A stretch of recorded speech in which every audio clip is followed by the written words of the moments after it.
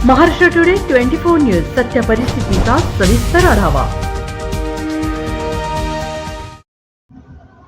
राष्ट्रीय महामार्ग 53 वरील नवनिर्वाचित उड्डाणपूल सुरू होण्याआधी पुलाची भिंत कोसळली। अग्रवाल गोलभल कंपनीच्या कामावर प्रश्नचिन्ह। गोंदिया जिल्ह्याच्या देवरी तालुक्यातून जाणाऱ्या राष्ट्रीय महाक्रमांक 53 वर अग्रवाल गोलभल कंपनीमार्फत उड्डाणपुलाचे आणि महामार्गाचे काम सुरू आहे। मात्र महामार्गात आणि उड्डाणपुलाच्या बांधकामात पवार प्लांटमधून निघणाऱ्या राखडीचा वापर मोठ्या प्रमाणात करण्यात आल्याने पावसाची दमदार हजेरी लागताच या उड्डाणपुलावर 15 दिवसाआधी मोठा खड्डा पडला होता। तर काल रात्री दमदार पावसाने जिल्ह्यात हजेरी लावल्याने नवनिर्वाचित उड्डाणपुलाची भिंत खाली कोसळली। मात्र सुदैवाने कुठलीही जीवितहानी झाली नाही।